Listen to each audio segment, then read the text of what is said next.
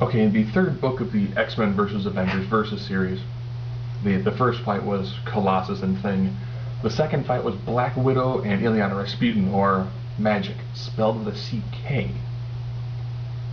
Ironically, when I started reading comics, Ilyana went from being a small child with a very enhanced amount of mutant abilities, most of it being, teleportation, and then some magical skills. And then she became the bearer of the Soul Sword and the New Mutants. So she's been shot back and forth through time, and at the time of this, she was also the impromptu ruler of Limbo. So she's a super powerful sorceress, undeniably deadly with the sword, and has, teleportation abilities. Versus the Black Widow.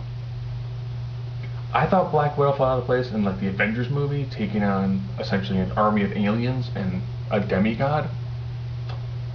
Her in this fight one-on-one is...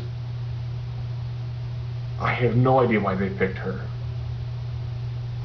Someone like Miss Marvel would have made a much, much better choice, but this is who they threw in the book. So we're going to go through the 9 criteria. So you have intelligence, find ability, strength, speed, durability. These are recovering abilities. Invulnerability, energy projection, versatility, X factor. So you're right into it. Intelligence.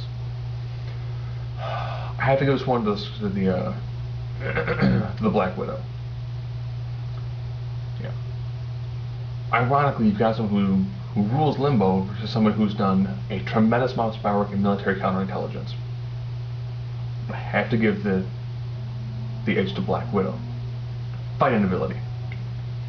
While Magik does have a tremendous amount of ability when it comes to a sword and very good hand-to-hand skills, again, this is going to go to the Black Widow when it comes to just the overall amount of added ability she has and the amount of training she has.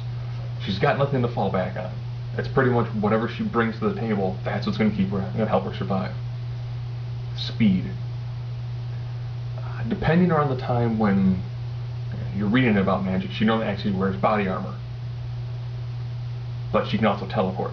I'm not going to use teleportation as an ability related to speed, because technically it's not. You're not going to be able to use teleporting in a fight to really give you an edge when it comes to speed and coordination. So I see the speed edge also to Black Widow. So now we're at strength. Black Widow is human strong. And she's taking on somebody who is a mutant who also controls Magik and is kind of a ruler of Limbo, who can augment her abilities with Magik when it comes to her strength. Haven't to do that much when it comes to speed. You're still looking at a human level of speed in Black Widow. She also has more of a gymnastic background, so she actually has a better ability at dodging. So now we'll go to durability. Regular human,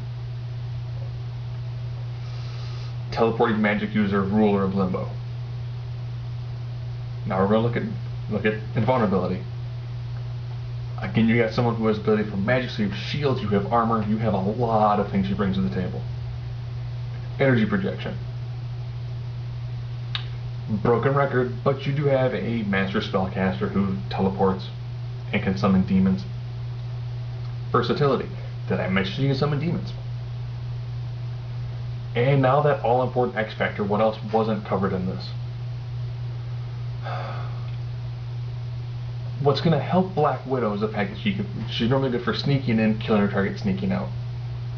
You really can't do that against somebody whose eyes and ears are pretty much everywhere. So for the X factor, that also goes to Magik or Ilyana Rasputin. I have no idea who decided to figure out this fight. You've got a very good ace assassin versus someone who is almost like if Doctor Doom were to be a woman who was a better spellcaster, not in a suit of armor. I mean, you've got somebody who's single-handedly gone against demons who've defeated the X-Men and has come out on top versus an ace assassin. It almost to me seems like it is an entirely one-sided fight.